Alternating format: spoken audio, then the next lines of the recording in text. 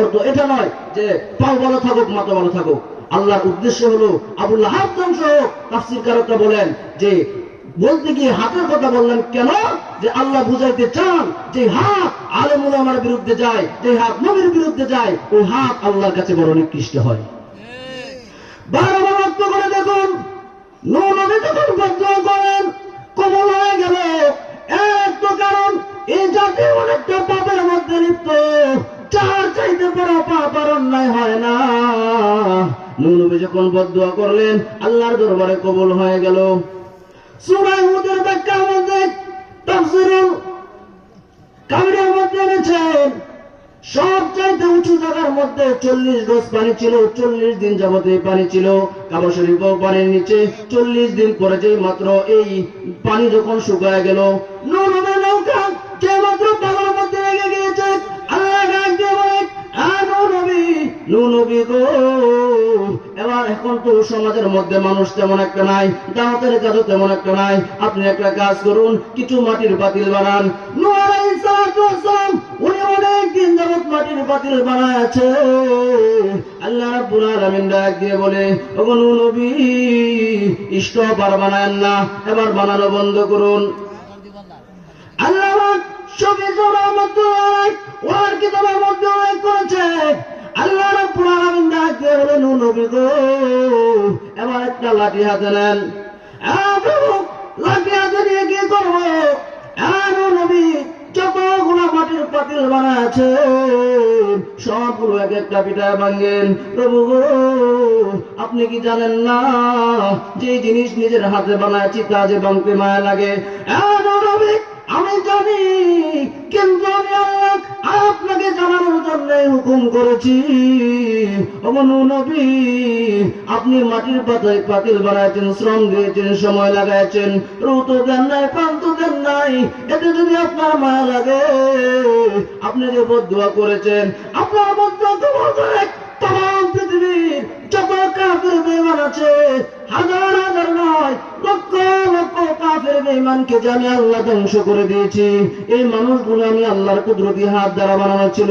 নূহ নবী গো, মাটির পাতিল বানাচ্ছ, শ্রম নিয়েছ, সময় লাগাইছ, এত যদি তোমার মায়া লাগে, এবার বলো আমার কেমন মায়া লেগেছে? ঠিক নেই? এত যদি তোমার মায়া লাগে, আমি আল্লাহর কুদরতি হাত দ্বারা এই মানুষগুলো বানাচ্ছি, আমার কেমন মায়া লেগেছে? বাবা লক্ষ্য করে দেখুন, মানুষ আল্লাহর কাছে খুব দামি, অনেক সম্মানী।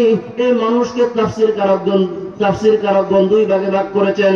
এক প্রকার মানুষ হলো জন্মগত মানুষ, আরেক প্রকার মানুষ হলো গুণগত মানুষ। জন্মগত মানুষ, এই মানুষের কোনো ভ্যালু নাই। বলেন জন্মগত মানুষের কোনো ভ্যালু নাই। জন্মগত মানুষ, এই মানুষের ভ্যালু হলো কুকুর বিড়ালের মতো।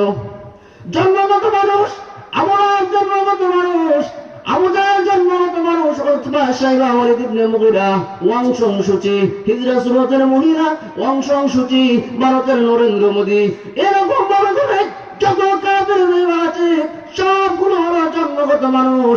বানানেওয়ালা বলেন এই মানুষ আর কুত্তার মধ্যে কোনো পার্থক্য নাই। কেন পার্থক্য নাই? তাফসীরকারগণ এর কয়েকটা জবাব দিয়েছেন। এর মধ্যে এক নম্বর জবাব হলো যে জন্মগত মানুষ, তার খাবারের চাহিদা আছে। চতুষ্পদ জানোয়ার, তারও খাবারের চাহিদা আছে। যে জন্মগত, তোমার আমার এই জন্মগত মানুষ, আল্লাহ রাব্বুল আলামিনের কাছে জন্মগত মানুষের কোনো ভ্যালু নাই। তার ভ্যালু হলো ওই চতুষ্পদ জানোয়ারের মতো। যে চতুষ্পদ জানোয়ার, তার খাবারের চাহিদা আছে। জন্মগত মানুষ, তারও খাবারের চাহিদা আছে। চতুষ্পদ জানোয়ার তার খাবারের মধ্যে হালাল হারাম নির্ণয় করে না, আর জন্মগত মানুষ সে খাবারের মধ্যে কোন হালাল হারাম নির্ণয় করে না। এই মানুষটা, যে মানুষ আশরাফুল মাখলুকাত হইয়া তার খাবারের মধ্যে হালাল হারাম নির্ণয় করলো না, এই মানুষ আর কুকুরের মধ্যে কোন পার্থক্য নাই। দুই নাম্বার জবাব হলো চতুষ্পদ জানোয়ার, তার যৌবিক চাহিদা আছে। জন্মগত মানুষ, তারও যৌবিক চাহিদা আছে। চতুষ্পদ জানোয়ার তার যৌবিক চাহিদা পূরণ করে বন্ধুত্বের মাধ্যমে, বয়ফ্রেন্ড আর গার্লফ্রেন্ডের মাধ্যমে। তাদের মধ্যে বিয়ে শাদী নাই। ঠিক তেমনিভাবে জন্মগত মানুষ, তার যৌবিক চাহিদা আছে। যে মানুষটা মানবিক চাহিদা পূরণ করলো বয়ফ্রেন্ড আর গার্লফ্রেন্ডের মাধ্যমে, বানানেওয়ালার কাছে এই মানুষ আর কুত্তার মধ্যে কোনো পার্থক্য নাই। বার আমার আল্লাহ নিজে বলেন, উলাইকা কাল আনআম বাল হুম আযাল উলাইকা হুমুল গাফিলুন।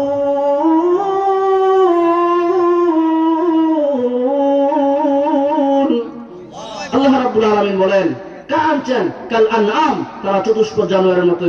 আল্লাহ বলেন কালহুম আদল, এর চাইতে আরো নিকৃষ্ট। বারবার করে দেখুন, জন্মগত মানুষের কোনো বেলু নাই, যদি গুণগত না যায় তার বেলু চতুষ্পদ জানোয়ারের মতো। ওই জন্মগত মানুষ আর কুকুরের মধ্যে কোনো পার্থক্য নাই। বারবার করে দেখুন, হযরত ওমর ছিলেন যেদিন জন্মগত মানুষ, তরবারি হাতে নিয়ে রওনা দিয়েছে রাসূলের মকাম করার জন্য। কি জঘন্যতম কাজ! হুজুর আসলে বললেন, যে জায়গায় প্রাণীরা পর্যন্ত আল্লাহর নবীকে ইজ্জত করে, আল্লাহর নবীর পর যখন 8 বছরে উপনীত হলো, আল্লাহর নবী বিশ্বনবী রাহমাতুল লিল আলামিন সাফা এবং মারওয়া এই দুই পাহাড়ের মাঝখানে কান্না করে, প্রভু গো, এতিম বানায় দুনিয়াতে পাঠাচ্ছো। আল্লাহ, দুনিয়াতে আসার আগে বাবা কেমন ছিল দুটি চোখে দেখি নাই। প্রভু, দুনিয়াতে আসার পরে 6 বছর না হতে মাকে ওই দুনিয়ার জমিন থেকে উঠায় নিয়েছো। আমার কি হলো? অথচ তামাম পৃথিবীর দায়িত্বের বোঝা আমার মাথায় উঠা দিয়েছো। এরকম ভাবে যখন কান্না করে ওদের উপর আরাম করে নবীজির পাশ দিয়ে যখন সওয়ারি হয়ে যায়, এমন সময় তাকা দেখে আল্লাহর নবী বিশ্বনবী রাহমাতুল লিল আলামিন এমন ভাবে কান্না করে আমাদের দেখে বলে, ভাতিজা গো, আসো আমার উটের মধ্যে উঠো, তাড়াতাড়ি উঠো। নবীজি বলেন, চাচা গো, আমার কান্নার মধ্যে বাধা দিয়েন না, আমার ব্যথা আপনি বুঝবেন না গো। আমাদের উঠতে হবে, তোমাকে বাড়িতে নিয়ে যাব। অনেক পিড়াপিড়ি করার পরে আবু জাহেল না উটের মধ্যে নবীজিকে টান মেরে উঠায় ফেলেছে। এমন সময় আবু জাহেল ডেকে ডেকে বলে, উঠরে, তাড়াতাড়ি বাড়িতে যা। যে মাত্র লাগাম টান দিয়েছে, চাবুক দিয়ে আঘাত করে, কিন্তু উটের সামনের দিকে যায় না। উটকে পিটাইতে পিটাইতে চাবুক মেরে রক্তাক্ত করে ফেলেছে। এমন সময় দেখা গেল আবু জাহেল লক্ষ্য করে তাকায় দেখে উট আকাশের দিকে মাথা উঁচু করে আল্লাহর দরবারে কি যেন বলতেছে। এবার দেখা যায় উটের জবান আল্লাহ খুলে দিয়েছে। উট আবার ডেকে ডেকে বলে, আবু জাহেল, জীবনে কোনদিন কল্পনা করি নাই বিশ্ব নবী রাহমাতুল লিল আলামিনকে আমার পেটে উঠাইতে পারবো। আবু জাহেল রে, ভাগ্য গুণে পেয়েছি রে আবু জাহেল। আবু জাহেল, কিন্তু তোর মতো বেয়াদব আবু জাহেল যদি সামনে বসে নবীজিকে পিছনে বসায় যদি বিশ্ব নবীর সঙ্গে বেয়াদবি করবে, আবু জাহেল রে, আমি আল্লাহর কসমকে বলি আমার জীবন চলে যাইতে পারে। আল্লাহর কসমকে বলি আমি উট 1 ইঞ্চিও সামনের দিকে আগাবো না। জোরে না সুবহানাল্লাহ। ভাইরা আমার লক্ষ্য করে দেখুন, যে মাত্র এবার আবু জাহেল নবীজিকে সামনে বসায়া আবু জাহেল যে মাত্র পিছনে বসলো, উটের লাগাম ধরে যে মাত্র টান দিয়েছে, এবার দেখা গেল উট এমন স্পিড গতিতে যায়, সামনে যদি কোনো টিলা পায় লাফ দিয়ে চলে যায়। অসংখ্য বলিত ঘটনা আযাবুল খালাইক নামক কিতাবের মধ্যে একে আল্লাহর নবী বিশ্ব নবী রাহমাতুল লিল আলামিন রাস্তা দিয়ে হেঁটে যাচ্ছে। এমন সময় এক ইহুদি সাপরিয়ার সঙ্গে সাক্ষাৎ হয়ে গেল। ইহুদি সাপরিয়া বলে, মান আনতা, আপনি কে গো? আল্লাহর নবী বলেন, আমি কে? আমাকে জিজ্ঞাসা করে লাভ নাই, তোর সাপটাকে জিজ্ঞাসা কর আমি কে।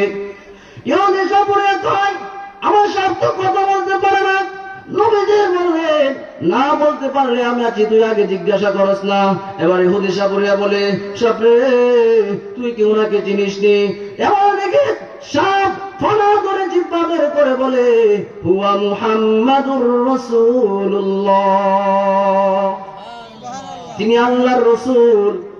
ইহুদি সাপরিয়া বলে, আল্লাহকে। এবার দেখে সাপ আমার জিহ্বা জিহ্বা বের করে, ফানা ধরে জিহ্বা বের করে বলে, রে নাদাম বেগম কোথাকার, তুই আমাকেও চিনিস না?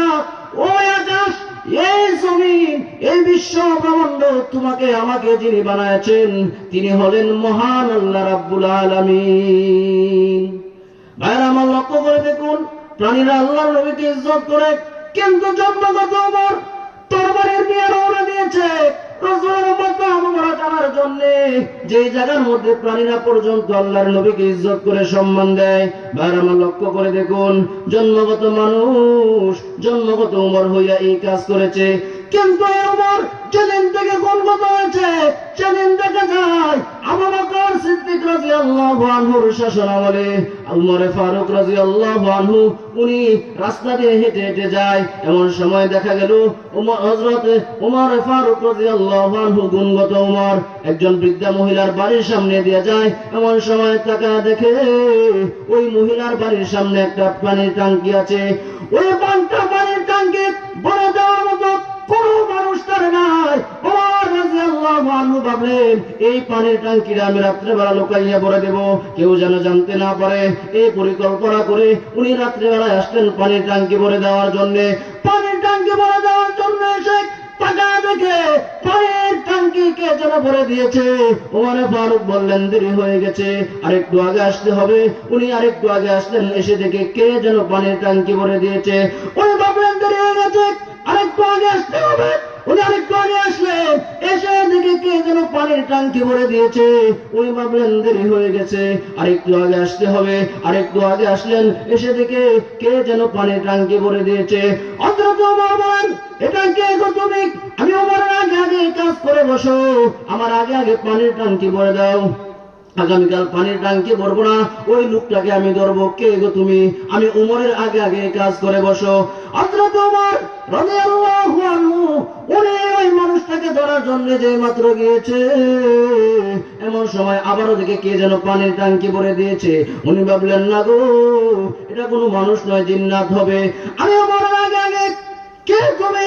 পানির ট্যাঙ্কি ভরে দাও, তোমাকে আমি ধরবো, চাপটা মেরে ধরবো, আমি ওমরের হাত থেকে তুমি রেহাই পাবে না। এবার তিনি গেলেন ওই লোকটাকে ধরার জন্য, ওই জিন্নাত ধরার জন্য। ওই জিন্নাত ধরার আশায় যে মাত্র উনি রওনা হলেন, অন্ধকারাচ্ছন্ন হতে না হতে, লোকজনের চলাফেরা বন্ধ হতে না হতে ওমর রাদিয়াল্লাহু আনহু রওনা দিয়েছে ওই জিন্নাতটাকে ধরার জন্য। ওমর রাদিয়াল্লাহু আনহু তিনি তো জিন্নাতকে ভয় পায় না। আল্লাহর নবী বলেন, ওমর, জিন্নাতের বাপেও তোমারে ভয় পায়। জিন্নাতের বাবার নাম হলো ইবলিস। ওমর রাদিয়াল্লাহু আনহু ওই যে রাস্তা দিয়ে চলতেন, ওই রাস্তা দিয়ে জিন্নাত পর্যন্ত চলতো না। ওমর রাদিয়াল্লাহু আনহু জিন্নাত ধরার জন্য গেলেন। ওমর রাদিয়াল্লাহু আনহু বলেন, এক্ষুনি আমি তোমাকে ধরবো, চাপটা মেরে ধরবো। তুমি কে? আমি ওমরের আগে আগে কাজ করে বসো, এক্ষুনি তোমাকে ধরবো।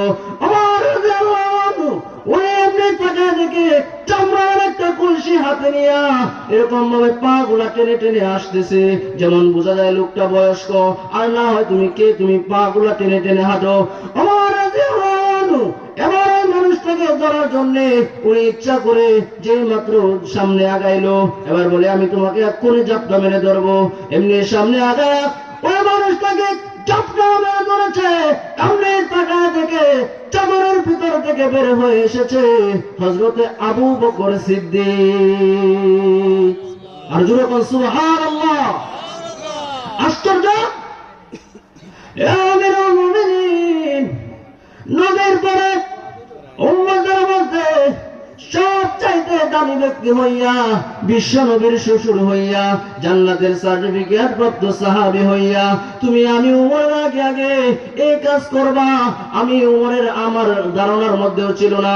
হে আমিরুল মুমিনিন, ও খলিফাতুল মুসলিমিন, আমার বেয়াদবি হয়েছে, আমার অন্যায় হয়েছে, আমাকে মাফ করে দিন, আমাকে ক্ষমা করে দিন। আমি যদি জানতাম আমি এই কাজ করতাম না।